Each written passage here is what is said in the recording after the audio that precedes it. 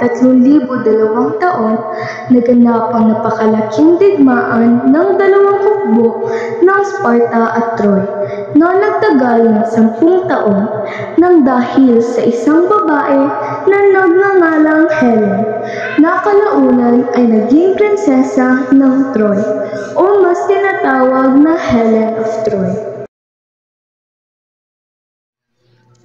Naglalakbay si Paris nang may makita siyang magandang tanawin kung saan siya pwede magpahinga.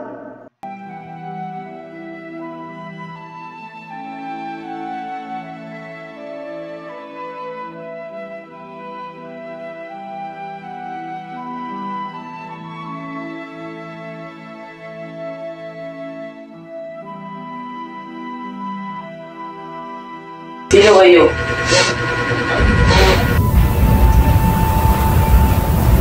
Ako si Aphrodite.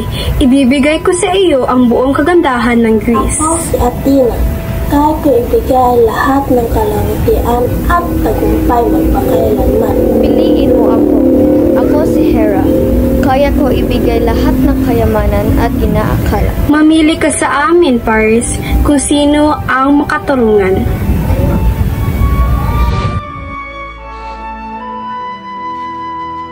Ang pipiliin ko si Aphrodite.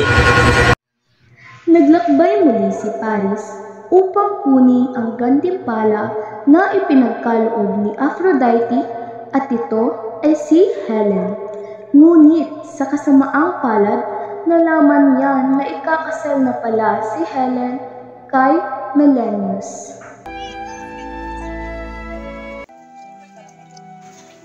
Okay lang naman at ipapakasal naman din ako ni Menelaus. Ganun ba masaya ako para sa iyo? Sa kabilang banda, batid ni Aphrodite na hindi si Menelaus ang sinisinta ni Helen. Bago tayo magpatuloy sa kasalukuyang nagaganap, tutuklasin natin ang nakaraan. Sa isang kaharian ng Troy, nakatira si Helen, kasama ang kanyang ama't ina na sina Zeus at Leda. Si Helen ay may 3 kapatid na sina Clytemnestra, Phoebe at Timandra.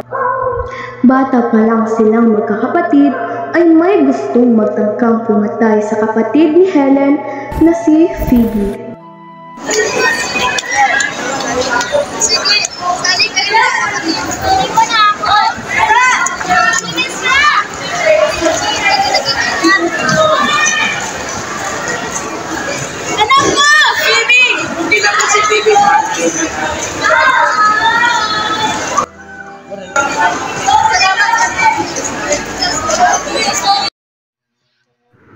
Lumipas ang ilang taon, napagdesisyonan ng mga magulang ni Helen na ipagkasundo ang kanilang anak na si Helen kay Menelaus.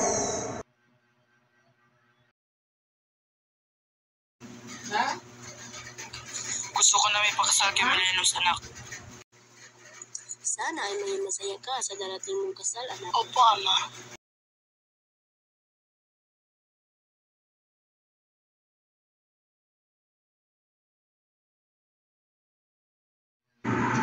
May agam-agam si Helen sa kanyang isipan. Gusto niya itong sabihin sa kanyang mga magulang, ngunit hindi niya ito masabi-sabi. Kaya sa kapatid niya na lang ito ibinahagi.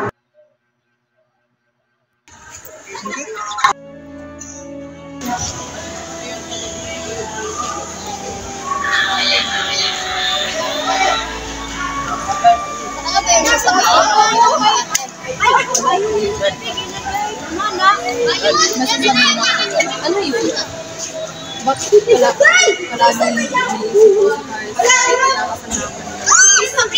Maraming kasi yung ang decision na yan,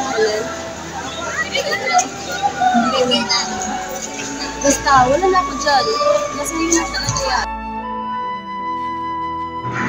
Sa kasalukuyan, Huwag na, Aphrodite. Ikakasal na si Helen at Menelaus. At masaya na si Helen. Tignan natin.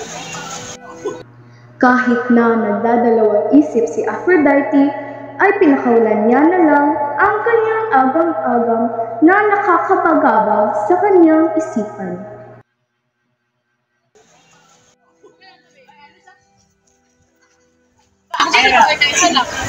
Masaya ka ba sa kasal? Masaya ako. Mabuti naman. Huwag mo sasaktan.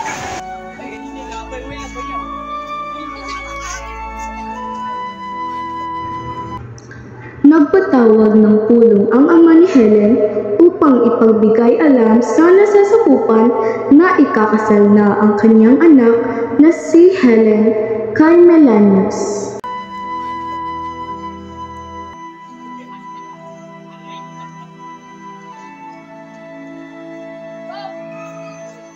Malapit ang anak ni Milan sa aking anak. Alam ko. Sana hindi saktan ni Menelaus sa aking minamahal na anak.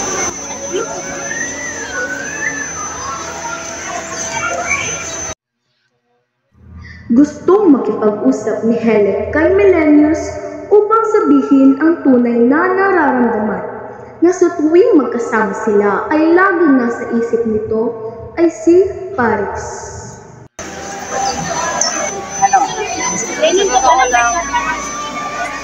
Parang hindi naman nagkasabi. Suwag isip.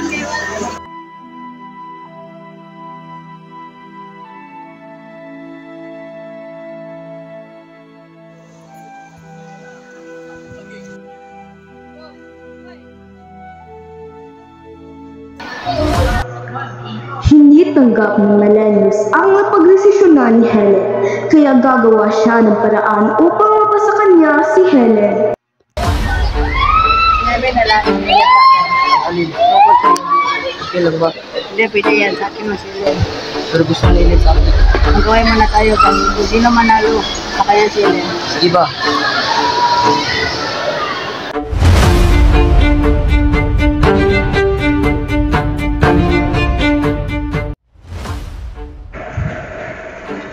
Nagsimula na ang digmaan.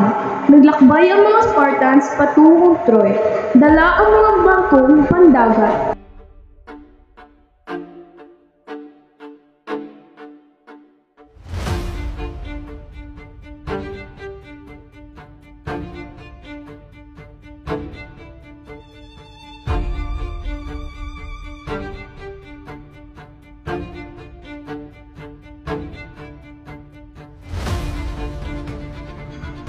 Nang masilayan ng mga Troy, napapalapit na ang mga barko ng mga Spartans ay naghanda ang kanilang hukbo.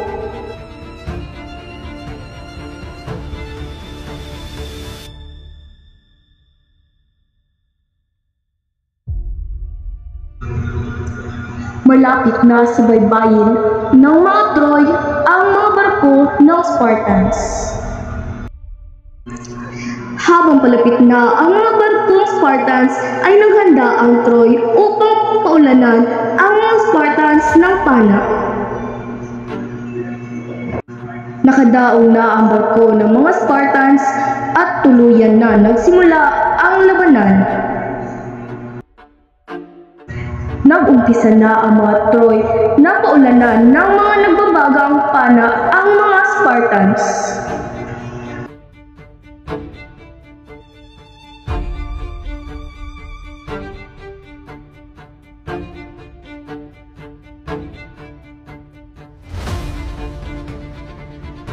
Sa kabilang banda, kumuha ng bihag ang mga Spartans upang ito ay bihagin at patayin.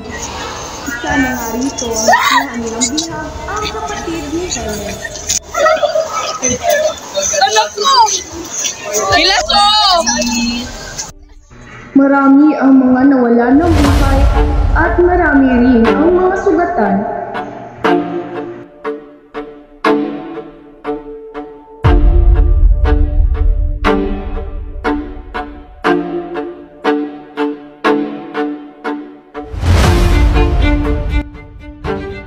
At sa huli ay nagwagi si Menelaus.